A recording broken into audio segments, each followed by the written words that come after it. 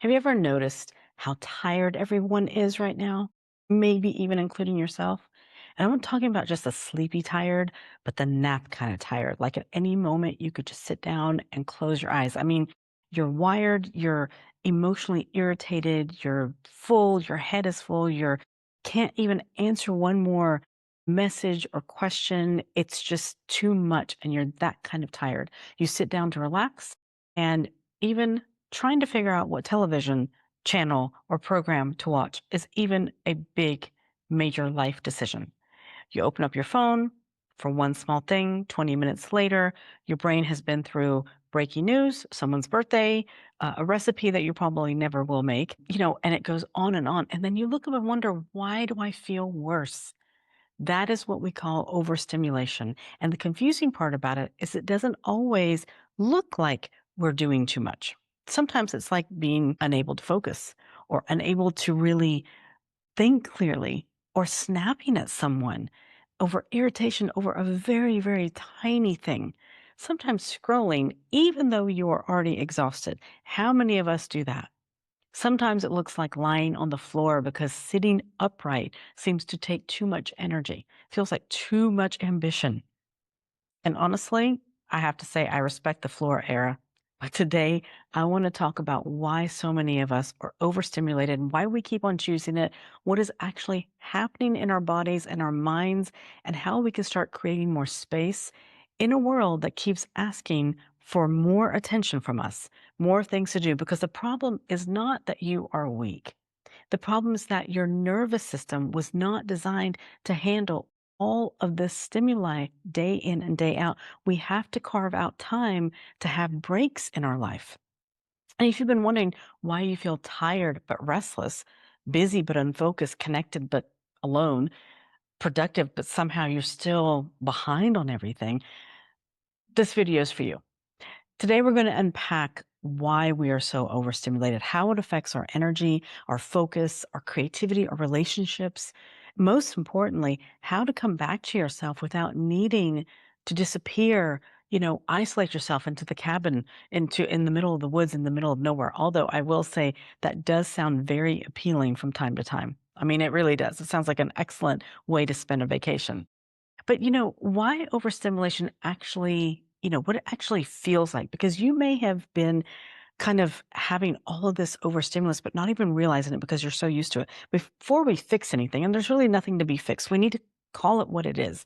Overstimulations happens when your brain and body are taking in too much input, more than they can handle, more than they can process. And that input can be obvious, like noise, crowds, screens, bright lights, constant notifications, or like a packed calendar. Your agenda's completely full, but it can also be emotional. A tense conversation, a deadline, maybe a family responsibility or an obligation, trying to be kind, while you're still running around so frantic and low on energy, trying to be kind to one another, trying to make a decision when your brain is absolutely already full, trying to act normal when inside you're, basically you have like a browser that has 47 tabs that are open and one of them's playing music in the background, that kind of distracted feeling, not really feeling present. Overstimulation is not always about panicking. Sometimes it's really subtle. It can really feel like you can't concentrate, even on the simple things, even something as basic as trying to figure out what you want to watch on television. You want the quiet, but when it gets quiet, your mind gets really loud. So then you turn on music or turn on something to distract you. You feel annoyed by just the smallest things, the normal sounds. Or you feel tired, but you just can't settle down. You just can't sleep. You keep checking your phone every 5 seconds, every time. You crave this comfort feeling, but nothing feels satisfying enough. And then you start feeling guilty. You start saying, why am I like this? Why can't I handle my life like a normal person? Why am I so sensitive?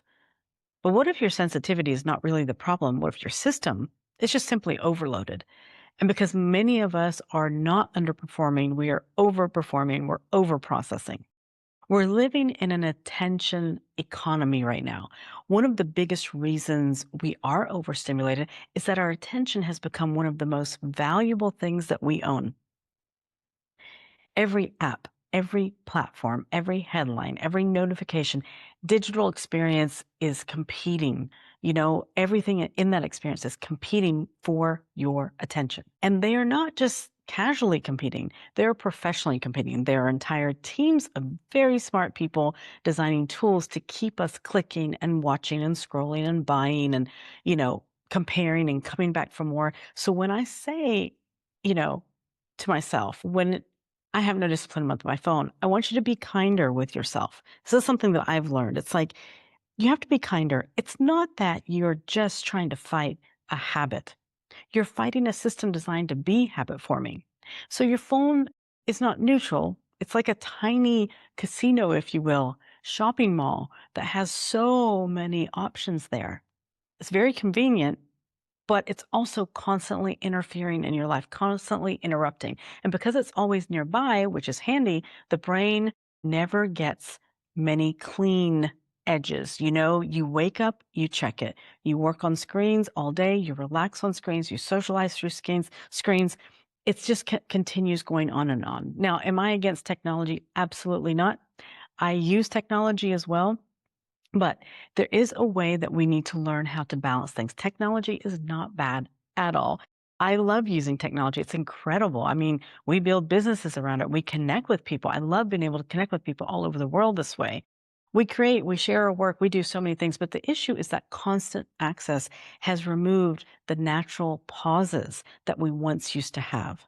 There used to be more empty space in our day, waiting in line, sitting on a train and just looking out the window, eating lunch without constant content, walking somewhere without listening to a podcast. Now every gap is filled, every single gap, and the mind has no room to process and digest what we've taken in. And this matters because the brain needs some unfilled space. Not because you're lazy, but because processing takes time. Your body needs to process it too. The mind body is so intertwined with one another. You need space to think. You need space to notice things, to finish things, to get inspiration, insight. We are consuming too many emotional inputs. Here's the part that gets overlooked. We're not just overstimulated by information, we're overstimulated by emotion. In one scroll, you can see a tragedy, a joke, a political argument, a dog doing something, a dream job, someone sharing a breakup story, a funny meme, an influencer telling you about your morning routine, whatever it may be. That's a lot that one nervous system needs to handle before you've even had breakfast. Your brain does not always know how to file that. Are we grieving? Are we laughing? What are we doing? Are we being serious? Are we comparing? Are we learning? Are we buying something? It gets overwhelming emotionally. I mean, within 6 minutes, all of that stuff is happening, and that's why social media can leave us feeling emotionally scrambled. Most people that I talk to that do kind of a digital detox, it's amazing how they feel afterwards. I know that this is a little bit challenging for most of us. It really is. But, give it a try. It's not just the screen time because it's the emotional whiplash that gets us in a frenzy, really. And as a human being, we're not built to hold the pain of the whole world and the opinions of strangers, the opinions of people, and all the highlight reels and everything. And yet, many of us are trying to do so. We call it staying informed. We call it catching up. We call it just scrolling. We call it so many things. But sometimes what we're really doing is asking our nervous system to metabolize too much. And when your body cannot process everything, it starts, to protect you in certain ways that can show up as irritation, avoidance, brain fog, even tension in your body, emotional shutdown where you're just kind of numb, or that strange feeling of caring deeply, but also not having the capacity to care about one more thing. And it makes you feel cold. It makes you feel cold, but it's not that you're cold. It means that you're full. It's like tank is full. And when you're full, the answer is no more input and it, craves space. Decision fatigue is also quietly draining us. Another reason that we feel overstimulated is too many decisions to make. Modern life asks us to make so many tiny choices. What should I eat? What should I wear? Should I reply now? Should I reply later? What message is urgent? What do I need to do first? Should I work out? Should I rest? Should I sleep? Should I be saving more? Should I buy this thing? Whatever it may be. And because we have so many options, which is wonderful on one hand, but even the simple things can be very, very draining. Go out to a restaurant and whenever they give you a list of 12 different dressings for your salad, it gets a little bit overwhelming at times. Have you ever been too tired just to choose a show? So you spend 25 minutes searching all the different shows and maybe you browse, maybe you hit the button and you watch 2 minutes of this, 2 minutes of that, and you just go to bed annoyed. Your mind is not even well rested. That's not entertainment. I mean, that's really creating more tension. More options can be useful, absolutely. But too many options can really cause mental clutter. And when your brain is feeling tired, every decision has a cost. It's not that just that you are physically tired, you are decision tired. You've used all your mental energy all day choosing, filtering, responding, prioritizing, discussing, managing everything. So by the evening, every kind things, like even like the things that you feel are too much, like what are we going to have for dinner? Or, what you just can't even make a decision. I don't know, is comes out a lot out of your mouth. The solution to that is not to become more disciplined. Yes, discipline can always be effective in our life, but it's to reduce the unnecessary choices. Have a default dinner, a default evening reset, something that that's what I do to shut down. That's my shutdown routine. A default outfit formula for work. This is your I am overwhelmed plan. I know it sounds boring, but it's not. It's really a very productive way to manage your time. Your future self doesn't need more options. Sometimes your future self needs fewer doors to open and be very focused. That will really help you. Our bodies are in constant on mode. This is something I hear very, very often in working with my patients and clients, is that they always feel on.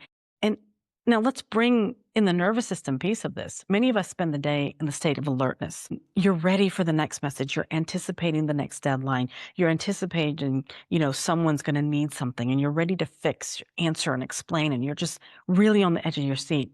And if you work from home, this can get even blurrier because the workday may not have a clear ending to your home office becomes your actual entire home. So your entire home is now your entire work office. Your phone becomes your office. Your mind becomes your office. So you're constantly on. And suddenly there's no place that you can actually just stop. Work doesn't fully stop. So your body starts to learn that it must always be available and always on. So when you are technically resting, part of you is still listening for the next demand. It's something that happens subconsciously. And the mind says, we're done. The body says, are we sure about that? Because we're on. This is where the transition becomes this becomes really powerful to have rituals to transition from work to downtime because the body needs signals. A closing ritual, the chapter is complete, putting up your laptop, putting up whatever it is, changing your clothes as soon as you get in, taking your shoes off.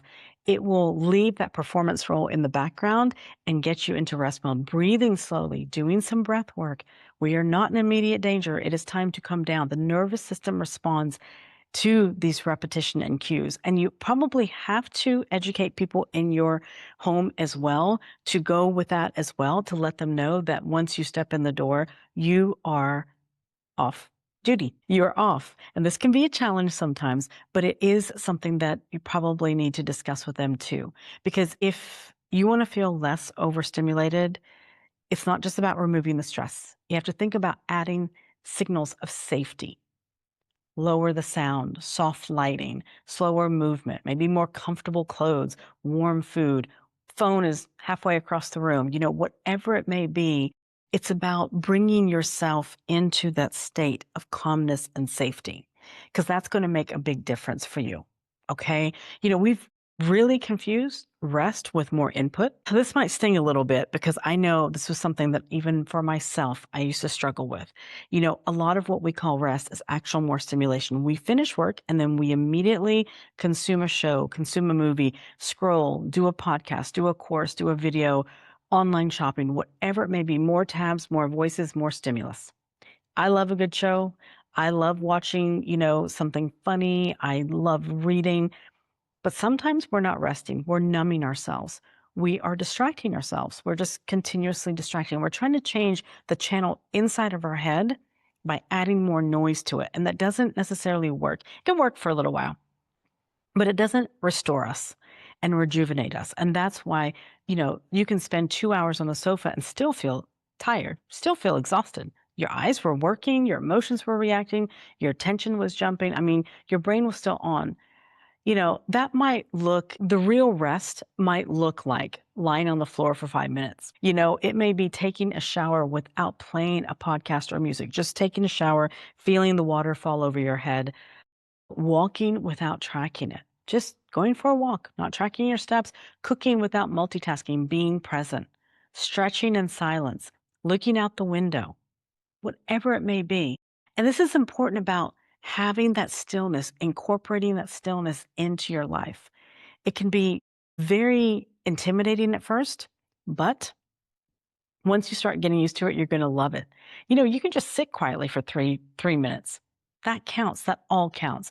Overstimulation makes us less focused and not more productive, actually. A lot of high achieving individuals tolerate overstimulation because they think that is the cost of being ambitious. They think being reachable, being informed, being responsive, being all time on, that they're doing life very well. And the overstimulation does not always make you more effective. It makes your attention thinner, you're more scattered, your work will take longer, your mood will be more reactive, your creative energy, it'll be harder to think creatively. And you may confuse motion with progress. Have you ever had, one of those days where you answered all your messages all day long, checked everything constantly, jumped between tasks, stayed busy, and at the end of the day you thought, what did I actually do? Was I really productive? That's overstimulation trap that we fall into. You were active but not focused. The best work offers, you an opportunity to go into depth and focus, deep thinking, deep focus, deep creativity, deep listening, actually being present in the moment. If your mind is constantly interrupted, it becomes harder to access that level of thinking that actually moves your life forward. So reducing stimulation is not just about becoming slower, it's about detaching more easily. What you give your attention becomes what you experience in life. And if your attention is constantly being pulled in 100 different directions, it becomes very hard to feel grounded in your your choices. And also it really prevents you from being fully present. People will feel that. Not only will you feel it, but people around you will feel that as well. So how do we start reducing this overstimulation today? What do we do? Not a complete, lifestyle makeover. We're not going to do that. That's not necessary. But I want to give you a few things that you can do. First, create one phone-free pocket in your day. Okay, so I know this is going to really hit hard for a lot of us. Not just the whole day, okay? But just one pocket. Maybe the first 20 minutes after waking. Maybe dinner. Just you do not want your phone near you. Maybe for 30 minutes after work, maybe 30 minutes before you go to bed, no phone. Give your mind one place where it's not immediately available to the world, okay? Give your mind this one moment in time, whether it's 20 minutes, 30 minutes, whatever it is, where your phone is away. Second, stop filling every gap. The next time you're waiting for coffee, standing in line, waiting, whatever it is, walking into another room or sitting in the car just before going inside, do not immediately grab your phone. Let there be a gap. It may feel boring at first and it may feel silly, but just give yourself that moment. Give yourself that moment. The third thing is about whenever you go into your house after work, dim the lights, lower the volume, put on comfortable clothes, put on your comfortable shoes, close everything down, close, everything that is not necessary, clear everything out of your way. Maybe choose to clean one surface, of the kitchen or the table or whatever. Make your environment less demanding. Get rid of the clutter. Your space is either asking things from you or helping you recover. The next thing is choose a lower input rest. So instead of going straight from the screens to the entertainment screens, try a transition. Go for a walk, take a shower, lay on the floor. I love to do that.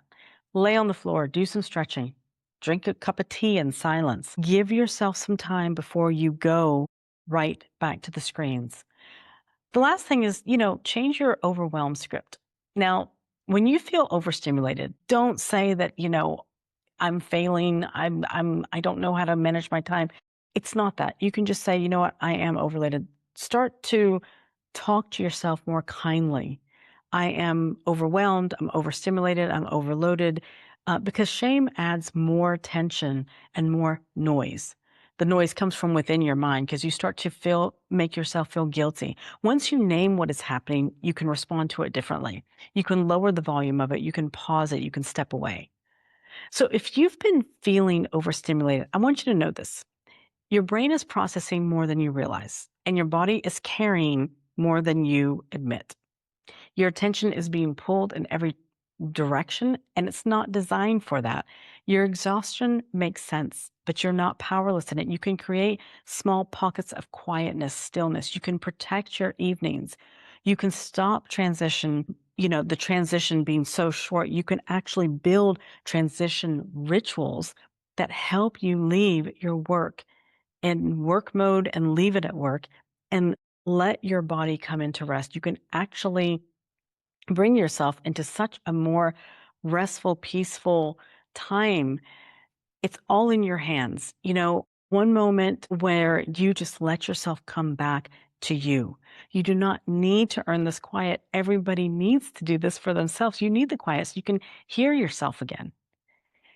If this resonated with you, please let me know in the comments what overstimulates you the most lately. Is it your phone, your schedule, other people, noise, work, decisions? What is it that you're dealing with? And if you want more conversations like this about focus and nervous system regulation, intentional living, please be sure to subscribe and join me next time. Thank you so much, and I'll see you next time.